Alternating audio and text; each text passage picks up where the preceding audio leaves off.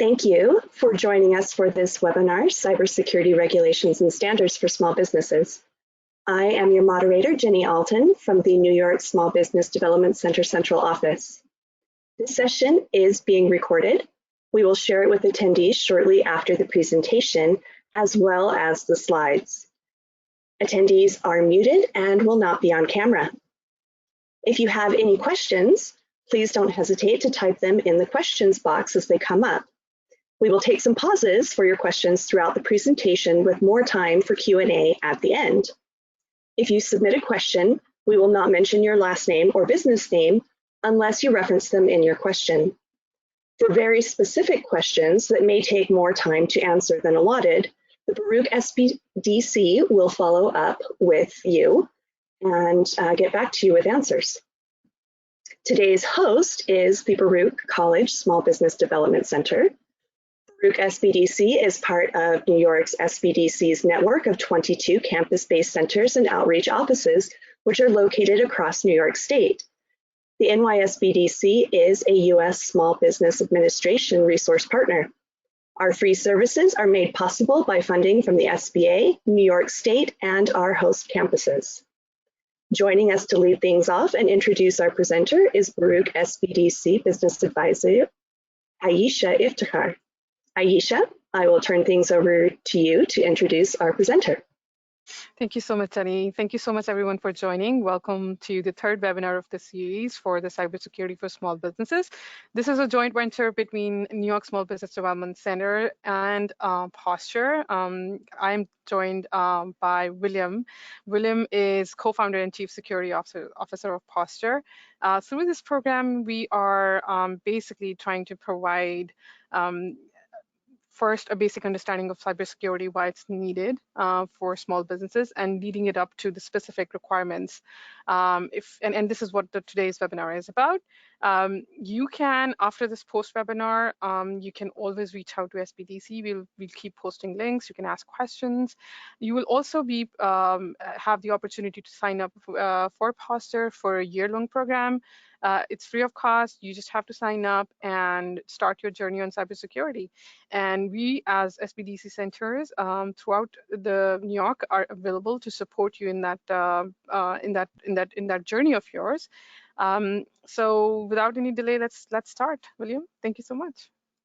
Aisha, thanks again. Happy to be here on this, the third of our three-part series on helping the New York SBDC clients get a better understanding of not just cybersecurity requirements, but actionable things that you all can do to protect yourselves, protect your data, enable your business to be able to compete today.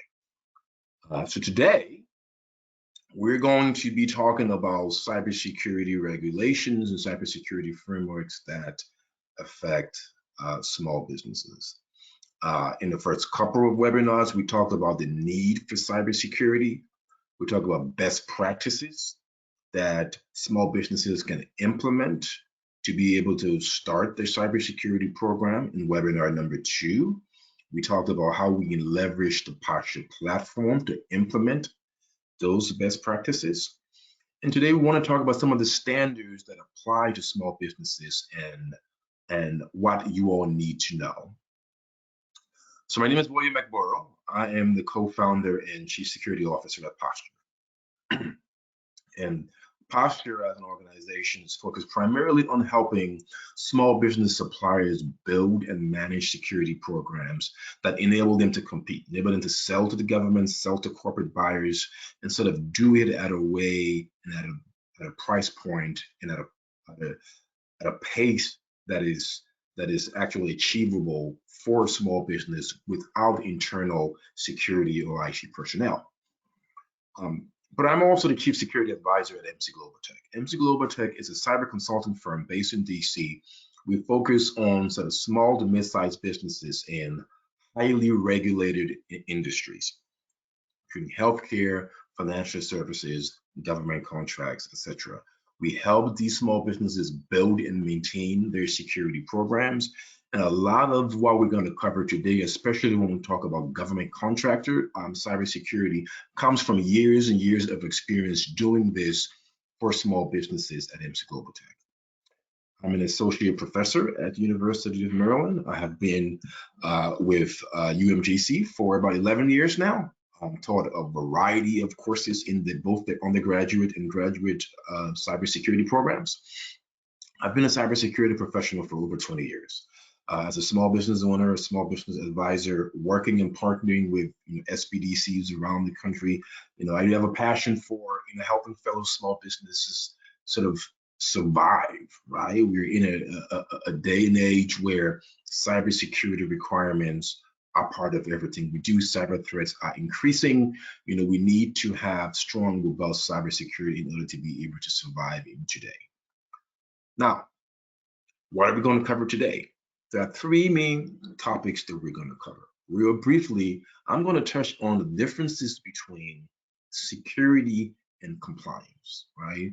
When we're talking about regulatory requirements, when we're talking about security standards, there are a set of requirements that small businesses are expected to implement and to be in compliance with.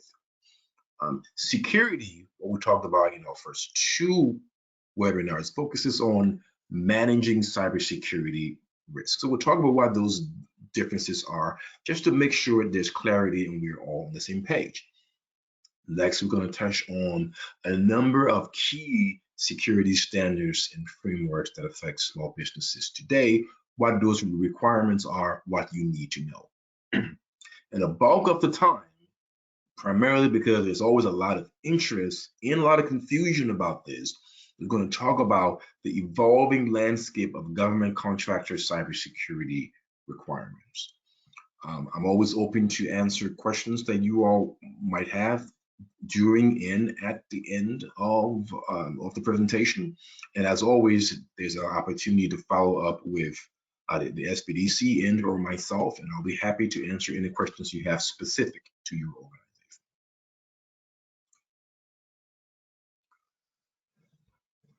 So what is the key difference between security and compliance? And this is important. This is important because one of the things that we've often talked about is we talk about managing your cybersecurity risk. We talked about tactics, best practices, and strategies to do that in our first two webinars. And today I want to differentiate that from today's topics, which focuses on compliance. So what do we mean when we talk about security? This is a recap. Security within small businesses is really about reducing the risk of data breaches, cyber attacks to an acceptable level, right? It doesn't mean that you are investing time, energy in doing all of the security. It means that you are doing sufficient security to reduce the risk to your business, to your data.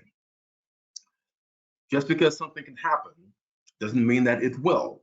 So we always have to put cyber threats into perspective by assessing the probability of these things happening. What is going to be the impact on the business, and what is going to be the consequence if this happens within our organization? There's no policy or procedure or technology that can guarantee 100% security, but there is always a balance between the amount of effort we put into securing our infrastructure, preparing to be able to respond to cyber attacks, protecting our data, etc., with the cost and the level of effort. We live in the real world. I spent many years advising small businesses, and typically these are the conversations that we have, right? About how do we achieve that balance and keep it at an acceptable level for the business. This level differs, whether you are a government contractor or you're a bank or you're the mom and pop on the corner, right? This level differs. So one of the things that we help small businesses do is figure out what is that balance that is appropriate for you.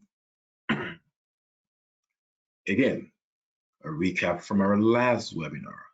So security goals are business goals, right? The three pillars of how we construct security programs are confidentiality, integrity, and availability. Confidentiality means ensuring that business data is only available to authorized individuals. That makes perfect sense, right?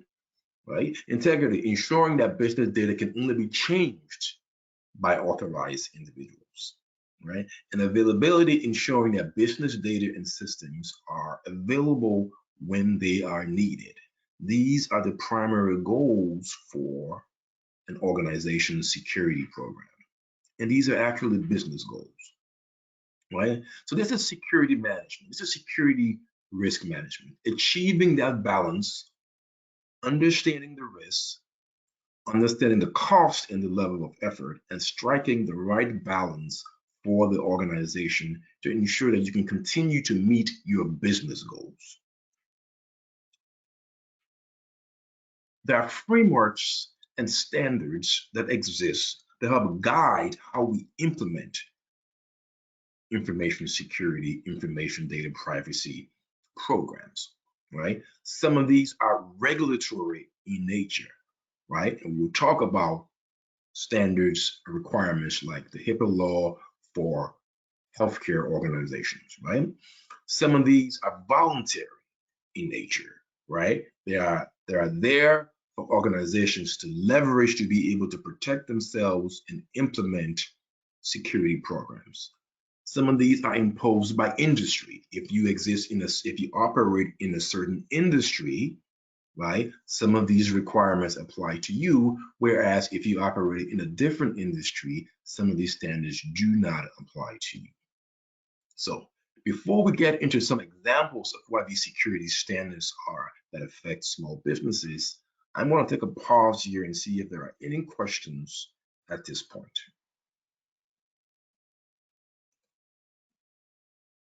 Okay. So No questions yet. Continue on. Excellent, excellent. All right. So the first example of a standard that we're going to cover is the Payment Card Industry Security Standards Council Data Security Standard. Now, that's a mouthful, right? But what this means for you is that some years ago, the major credit card brands, American Express, Discover, JCB, MasterCard, and Visa, came together in acknowledging the risks to credit card, payment card information. They created a security standards that any organization that handles payment card information from any of these brands must adhere to, right? So when you go to the grocery store and you pull out your credit card, right? When you go to the doctor and you pay for a procedure or you pay for a visit, right? When you go online to Amazon and you make a purchase, there's a security standard that all of these vendors must follow to ensure that they are protecting your payment information, right? When you go to a gas station and you make a purchase and they print out a receipt and they hand that receipt over to you, if you were to look at that receipt today, you will see that your full credit card number is not printed on that receipt, right? That was not always so, right? There was a time when full credit card numbers were printed on these receipts. These standards evolved, these standards were implemented to ensure that your payment card information is protected by these vendors, and there are penalties for these vendors for not following the standard. So if you're a small business today that accepts or processes payments using credit cards, using any one of these branded cards, yes, the PCI DSS applies to you. You have to ensure that you are protecting that consumer financial data. Another example, and this is an example at the regulatory level, is the Health Insurance Portability and Accountability Act, HIPAA, right? HIPAA was introduced to protect health information, to protect yours and my health information. HIPAA consists of 3 rules: the privacy rule that governs how protected health information may be used and disclosed, right? The security rule that imposes safeguards for the protection of electronic protected health information, right? And the breach notification rules that governs how entities that have access to your PHI, your protected health information, must notify you and the Department of Health and Human Services in the case of breaches against that data. Oftentimes, whenever we go to a doctor, we are provided HIPAA notices that we have to read and sort of acknowledge. This is done because these entities are required by law to do so. So if you're a small business and you work within the healthcare space and you have access to, you collect, you store health information, you are subject to HIPAA requirements, right? These are regulatory security and privacy requirements that govern small businesses that participate in the delivery of healthcare. Next, we're going to look at a voluntary standard called the NIST Cybersecurity Framework. This is the National Institute of Science and Technology.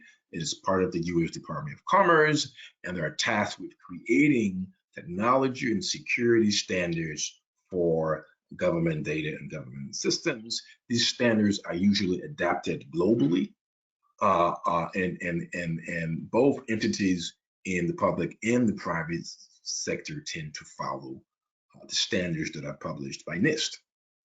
They released the framework for introducing critical infrastructure security, Volume 1, in 2014. This was pursuant to an executive order by President Barack Obama, focused on providing a framework for entities that are in critical infrastructure sectors.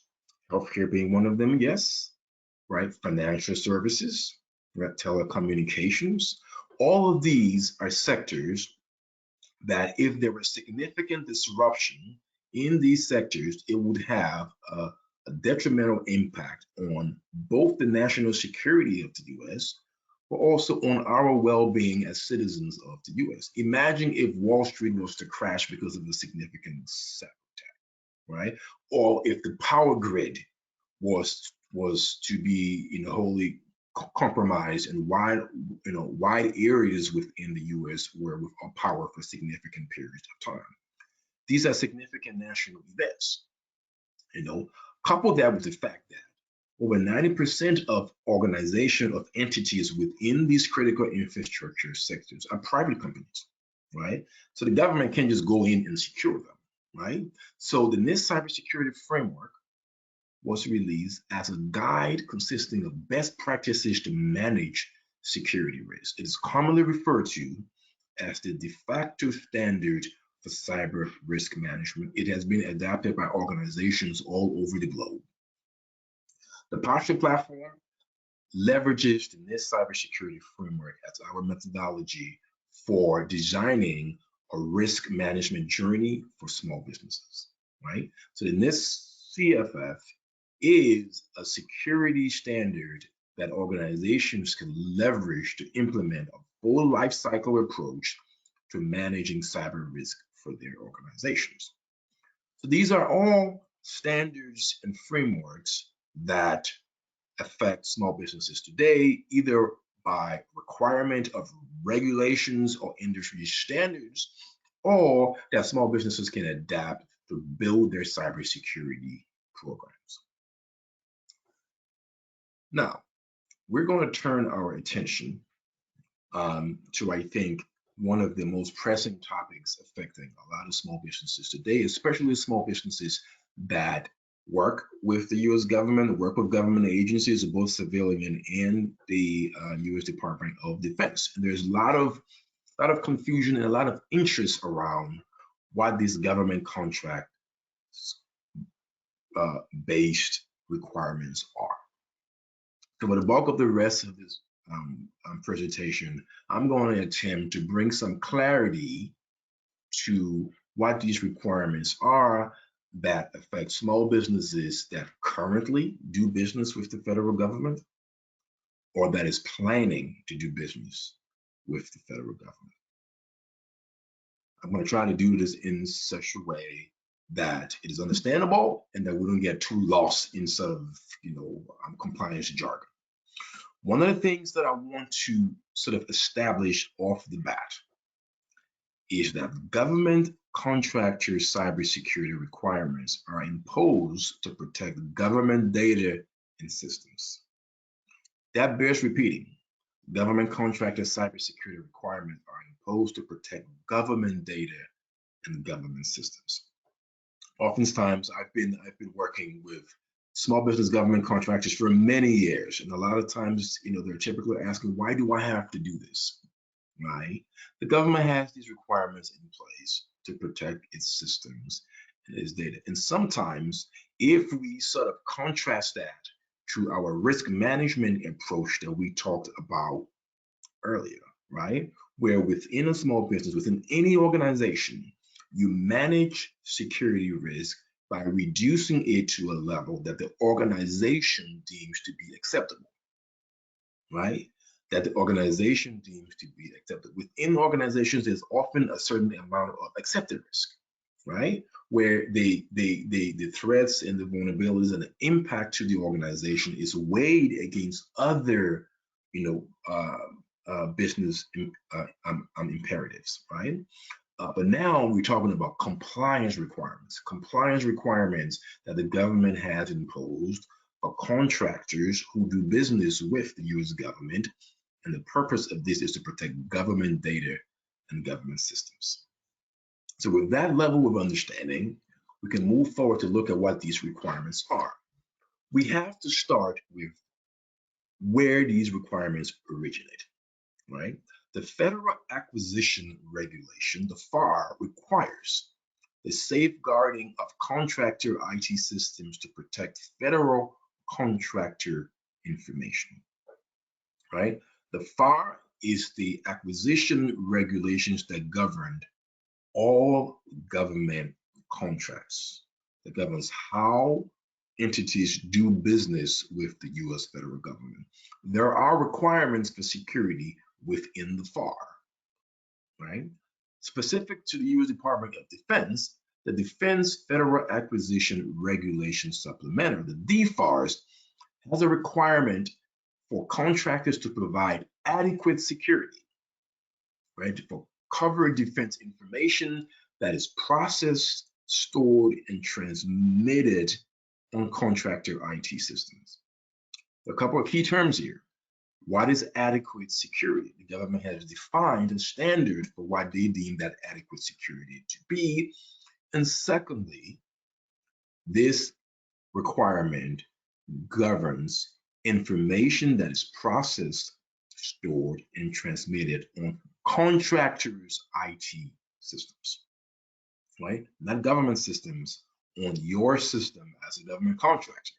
The DFARS applies to entity that does business with the US Department of Defense, right? The government leverages NIST standards, the National Institute of Science and Technology, which publishes standards, guidelines, and recommendations on security and privacy of information in IT systems, right? The government relies on these NIST standards, these NIST special publications, to determine what is adequate security.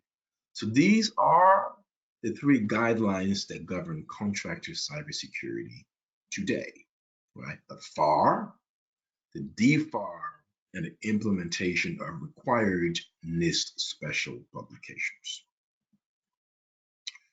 So when we talk about the FAR clause 52.204-21 establishes safeguarding requirements for federal contract information. This imposes 15 basic security controls on systems, right? This includes access controls, this includes identification and authentication, this includes physical security, etc. You can learn more about the FAR by going to acquisition.gov, and you can read all parts of the FAR to your heart's content, including the specific clause 202-21 that governs contractor cybersecurity. This requirement is immediately effective when the contract is awarded, and it flows down from the prime contractor to its subcontractor. So these requirements apply to every single government contractor today. right? And for those that are trying to position themselves to do business with the US government, these are the basic set of security controls that you must have in place. Next, we talked about the DFARS. The DFARS clause 252.204-7012 established a requirement, as I said, for adequate security for covered unclassified information, CUI. What is covered unclassified information? There are specific categories of covered unclassified information that is defined by NARA. Covered defense information is a category, controlled technical information, export controlled information, and any other information identified in the contract, right? In your contract with the DoD, in requests for proposals, there are specific clauses identified for both the FAR and the DFARS. And if the DFAR 7012 clause is identified in your opportunity and or your current contract, these requirements apply to you as a small business. Now, a lot of small businesses tend to work not as prime contractors, but as subcontractors. These DFARS clauses flow down from the prime contractor to the subs, and they require reporting of security incidents to both the government and the prime contractor. There are specific clauses, the 7012 clause, that governs the protection of covered unclassified information that contractors may have access to. So what is this DFAR clause? Under this DFAR provisions, contractors were directed to implement the NIST, we talked about NIST, the NIST Special Publication 800.171 standards as soon as is practical, but not later than December 31st, 2017. Important date. Under the DFAR 7012 clause, as of December 31st, 2017, contractors to the DoD were required to implement the NIST 800-171 if they had these clauses in their contracts. Contractors were required to notify the DoD CIO's office within 30 days if they had not been able to implement any of these requirements at the time of contract award. These requirements also had specific incident reporting timelines, which means that contractors have to have the capability to monitor and detect their environments for security incidents and or be able to report these incidents within 72 hours. This is important, right? And this 800-171 requirement has been a requirement since 2017. This standard was first introduced in 2013. These are not new requirements. Now, what does the NIST 800-171 consist of? The DFAR 7012 clause, like we talked about, required the implementation of the 110 controls defined in NIST 800-171. 110 specific security requirements. Contractors were required to document the compliance status in a system security plan, documenting the implementation of each of these security requirements, document any areas of non-compliance, and to create remediation plans for each of these requirements that were yet unmet. This was to be done in a plan of actions and milestones. Okay. And contractors, as of December 2017, were instructed to be prepared for audits and requests for compliance attestation. This is important because this DFARS clause has been appearing in many DoD contracts since 2018. And many contractors that have signed their contracts, by doing so, have communicated and obligated themselves to have implemented these requirements, right? Even though the government had not put in place a scheme to verify contractor compliance, contractors were signing contracts and signing documents with the DoD, with the US government to say, we have implemented these controls in compliance with the clause that is in our contract. But this had always been a self-verification, self-attestation model by the DoD. There was no one checking. And because of that, in November of 2020, the DoD introduced the DFARS clause 252.204-7020.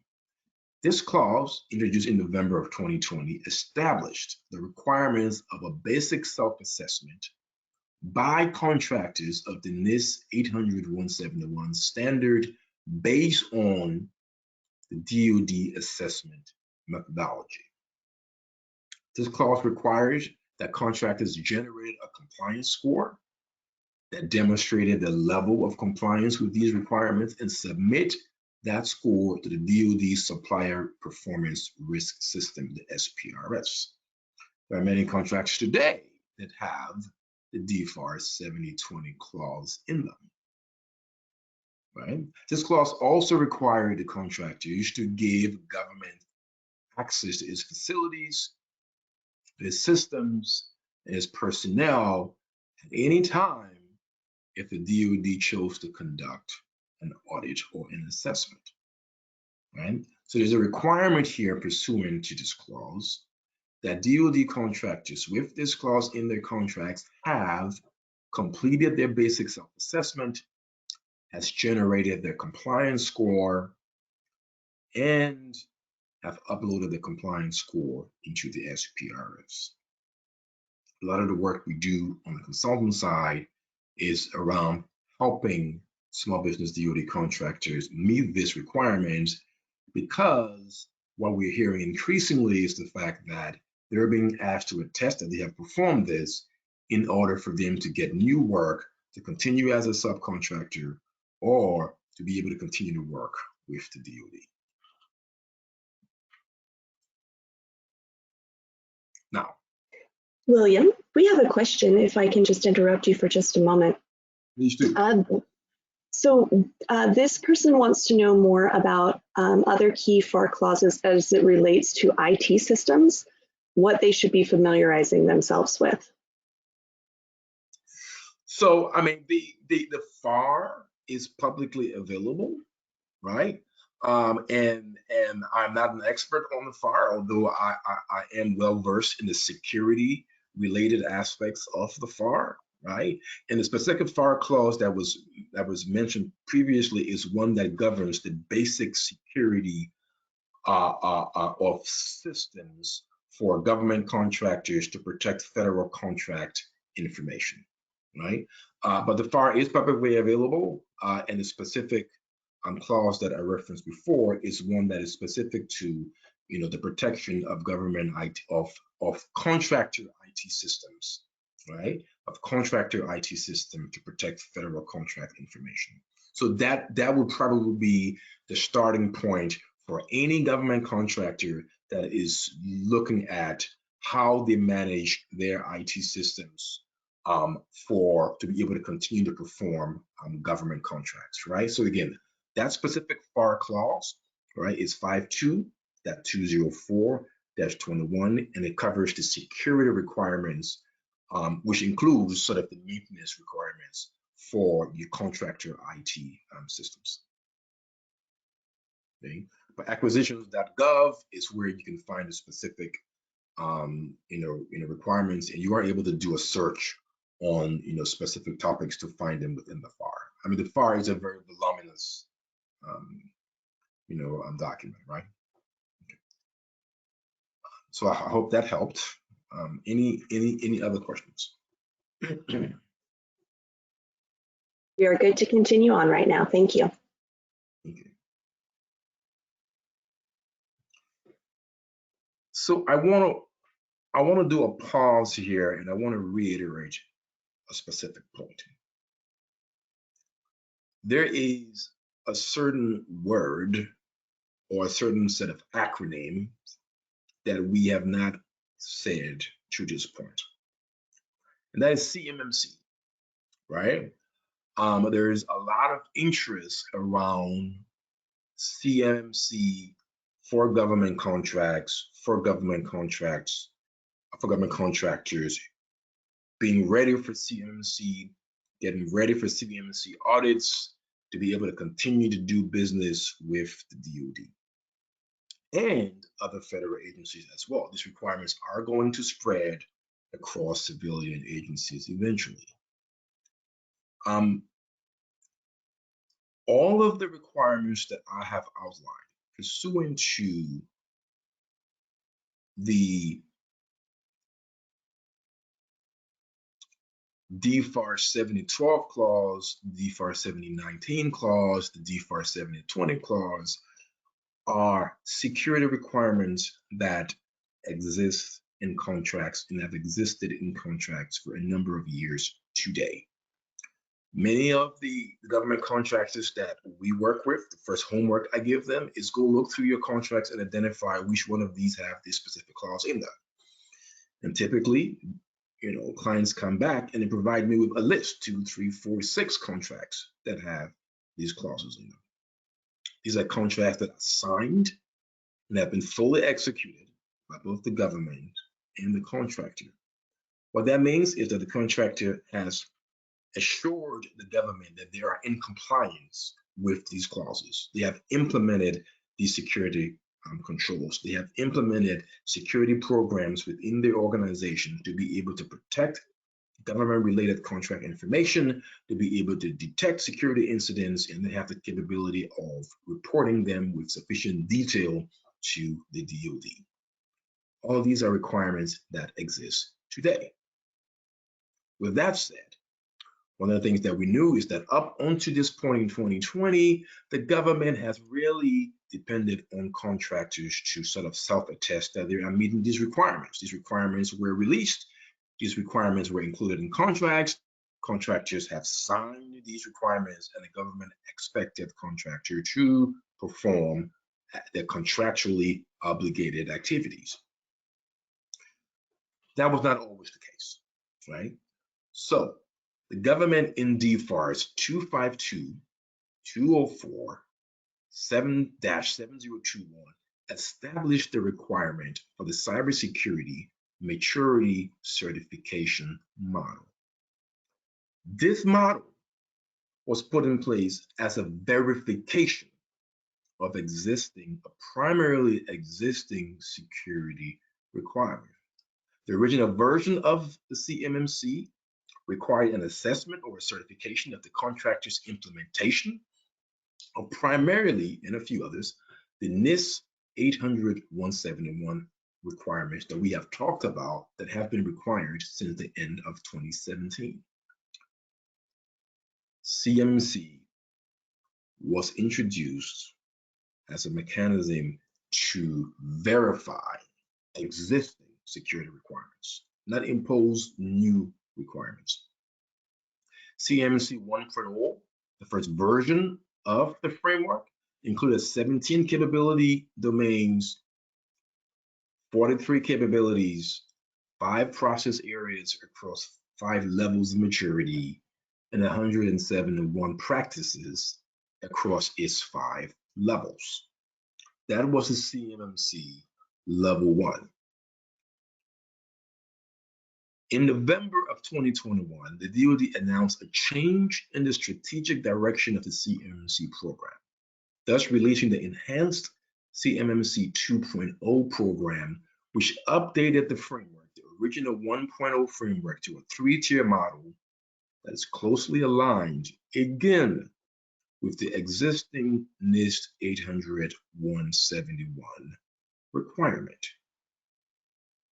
The existing version of the CMMC that the government is moving forward with, the CMMC 2.0, is a verification of the existing NIST 800-171 171 requirements. Nothing new here, right? So what we have here is sort of the model moving from a 1.05 tier model, right, to the 3-tier model of the CMMC level 1. The CMMC level 1, after the CMMC 2.0, right? The CMMC model 2.0 level 1 consists of the 17 practices, i.e. the 15 controls that are located in the FAR. Again, CMMC level 1 is just an attestation of the 15 security controls or the 17 practices that are located in the FAR clause that we just discussed. We expect that organizations that are required to maintain a CMMC level 1 will be required to attest annually to their compliance with this standard. Again, CMMC level 1 is a self-attestation model of the basic security controls located in the FAR that applies to every government contractor, both DoD and civilian. Right? There are 17 practices based on the 15 controls of the FAR. Right? A majority of DoD contractors, those that do not have access to covered and classified information, will be required to maintain a CMMC level 1, and therefore will have to self-assess against these controls and attest annually to the DoD that they have these controls in place. William, yes. What is the actual form of this self-assessment? How does a company conduct this? So the framework is published, right? The requirements are published. The anticipation is that the DoD will be leveraging the Supplier Performance Risk System, the SPRS, that companies are required today to upload their NIST 800-171 score. And that system will be leveraged for an organization that has access to all of these 17 practices to implement them and attest to the DoD that they have implemented these controls. This will not be a third-party audited requirement. Organizations that have the capabilities will be able to do this themselves. Organizations that do not will be, you have access to resources, external resources that can come in and sort of help you validate your implementation of these requirements, right? One of the things that we do is quite a number of the firms that we work with, only are required to meet the CMMC level 1, and they need help getting there. But this will be a model in which the contractor is responsible for attesting to the DoD that they have implemented these controls, and they can either do that internally or they can secure some help from industry to do so. Next is level 2. Level 2 is really a third-party assessment of the NIST 800-171. There are 110 security requirements in the 171.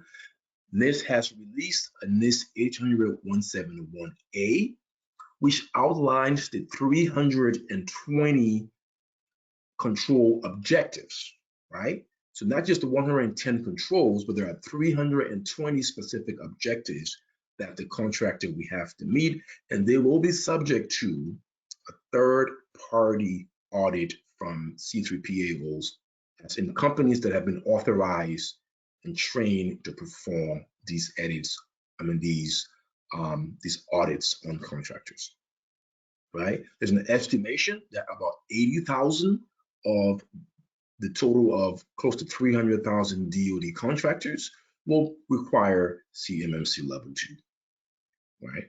And there's a third level, the level 3, and this is for contractors that have access to sensitive CUI. This is a level that is still being sort of fleshed out. However, we know that this will also require an audit but this will be an audit that will be performed by the government, primarily based on the implementation of NIST 800-171, plus additional practices in the NIST 800-172.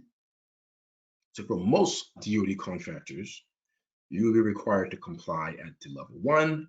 For a fair percentage, you will be required to comply at least the level 2, which requires an implementation of the NIST 800-171. So where are we and where are we going? The DoD has announced that the finalization of the interim rule to make CMMC an effective requirement is expected in the spring of 2023, right? They have announced that CMMC certification requirements will start to appear in contracts as early as July of next year, right? 7 months from now. And what we have seen, my company, MC Global Tech, is a CMMC RPO. We work with DoD contractors to help them build their security compliance programs. What we have seen is that typically for an organization that is focused and properly resourced to implement all of these requirements, that is a year to 18 months of focused implementation, right?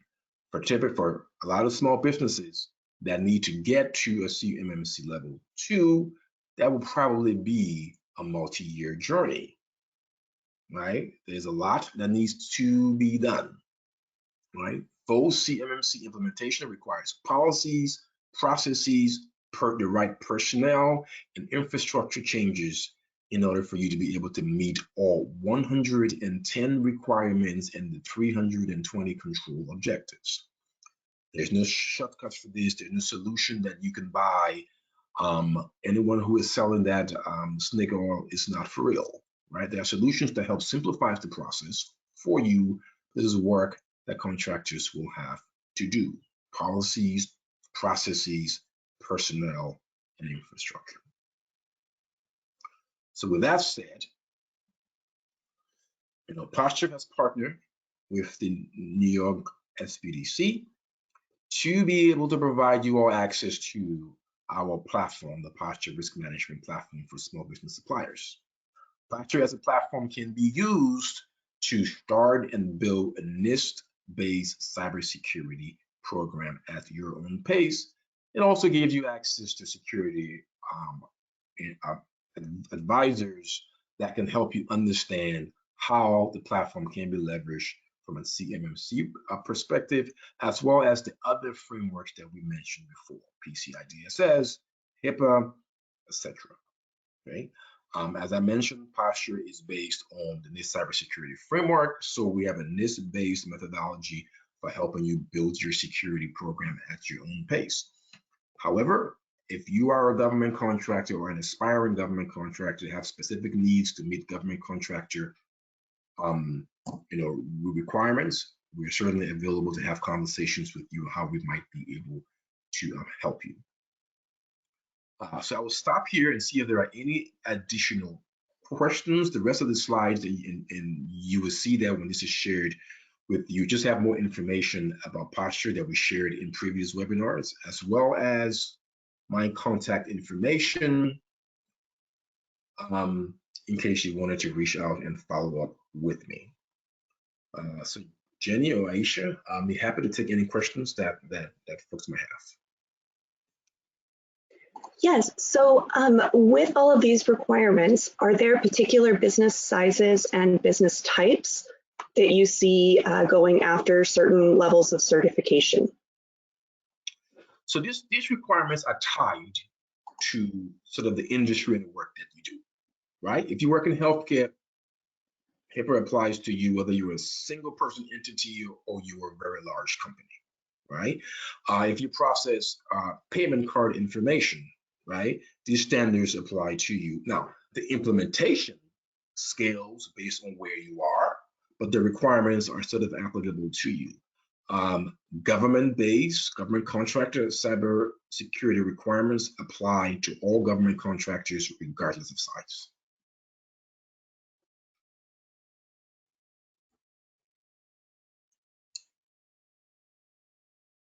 Thank you. We have a question. Will all of the information you presented be available online? And the answer to that, I have that one, is yes. You will get a recording as well as the slides. And I would also like to add that all this information and how to make the best use of it and achieve this, whatever targets and goals, even if you're just starting on the cybersecurity journey and understanding how to create your own cybersecurity policy for your business, wherever it is, and maybe you have like some plan for a year's time where you see yourself heading in the direction.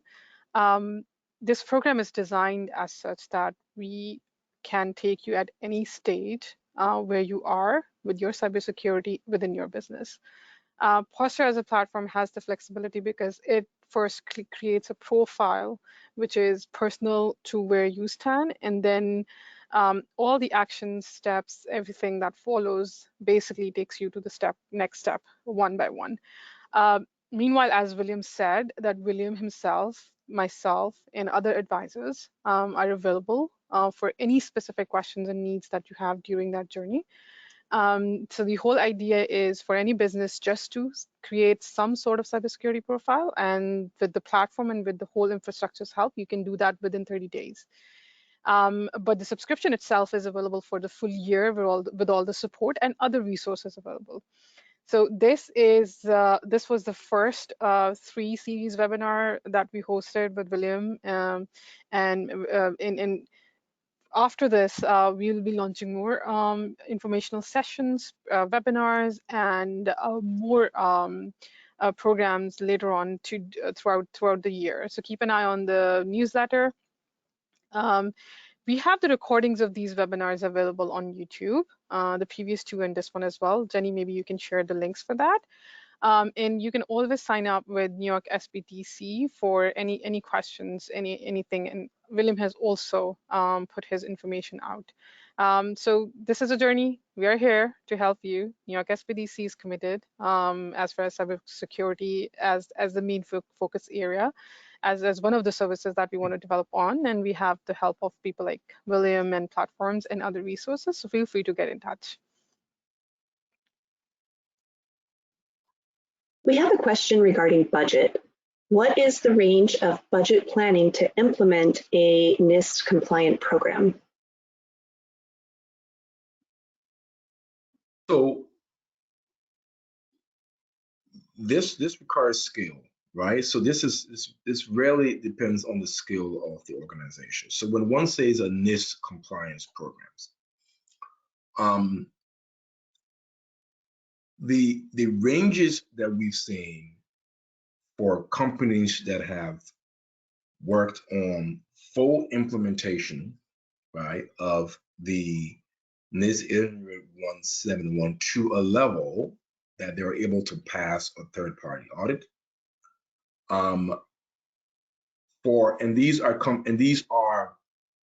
These are IT-related companies with a lot of internal capabilities and a focus to do this because they're in the business of sort of preparing themselves to continue to service, the U.S. government.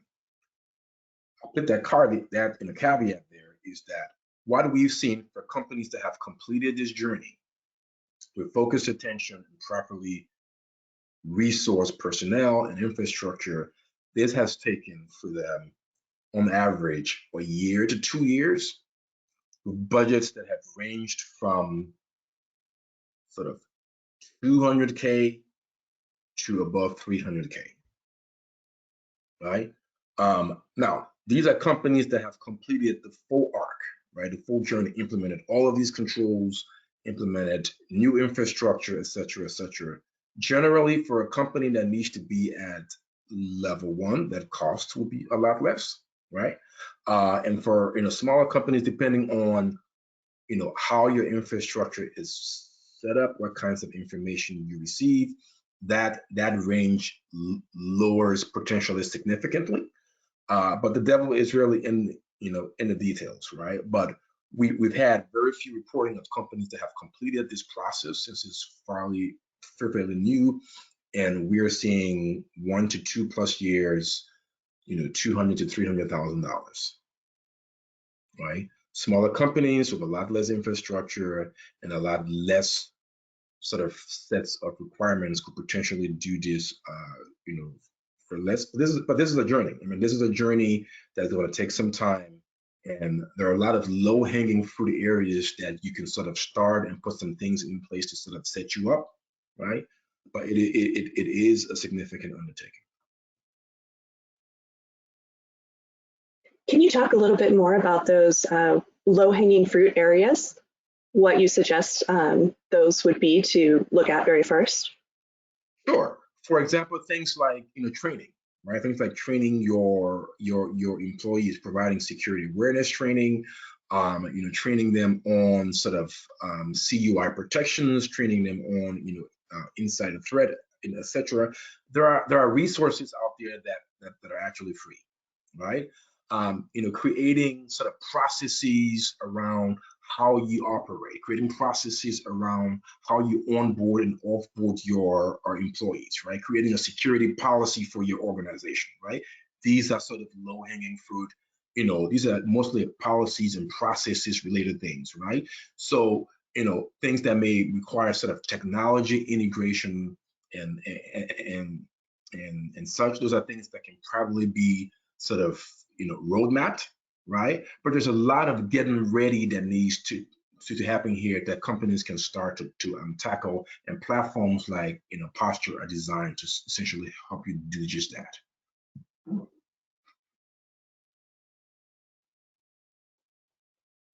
Excellent. We'll give people just a minute more if you have any last questions for William or Aisha. Make sure to look at the links in the chat before you leave. We have lots of links there for learning more about our no-cost business advising, the sign-up form for advising services. We have Baruch's email address. If you have questions, you can get in touch with them to ask those questions as well as YouTube webinar links for the previous webinars if you weren't on those and you would like to catch up. All right, well, I think that is all that we have today, question-wise. So any parting thoughts from either of you that you would like to give? No, I mean, I'll just close by saying that, just sort of reiterating what I said, right? This is a journey, right? It's a journey that every business is going to have to take one way or the other, right? So Posture was designed specifically to remove some of the barriers of cost and complexity. And that's one of the reasons why we partner with organizations like the SBDC to be able to get you started, to be able to help you put a foundation in place that you can build upon and mature. Cybersecurity is a business process like any other. You start where you are and you mature over time. And we and sort of the SBDC advisors are here to help. Yeah, thank you. And that word journey always brings a smile on my face, because it's not an app that you can just like download and boom, you have cybersecurity. It's not a solution out there. It's a mindset, it's an approach, it's a culture. And that's why we, as I was saying earlier, that the program is designed in a way that it's, even if you need hand holding, we as advisors and my SBDC is available, and so is the platform and other resources. So feel free to reach out at any point, and don't shy away from thinking where you stand in cybersecurity, even if it's just an initial thought or initial step that you want to take.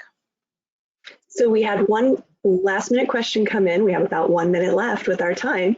So from your experience, what has helped companies the most shorten the time of implementation? Focus, right?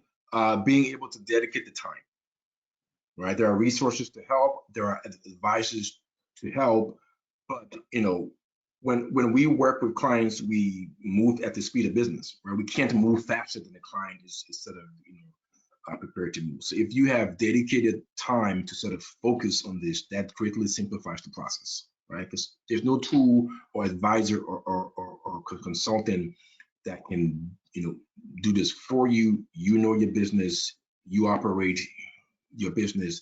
Time and focus is what is going to make the process go a lot faster and smoother. Fantastic. And we have some thank yous coming in as well. Great presentation, phenomenal topic. So thank you. I agree with them completely. Great presentation and phenomenal topic. Thank you so much, William and Aisha, and thank you for everyone who joined us today. Be looking for the recording and slides coming to you soon in your email.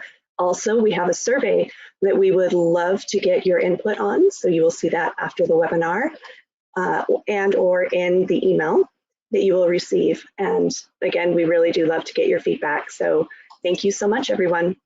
Have a lovely day. Thank you. Thank you.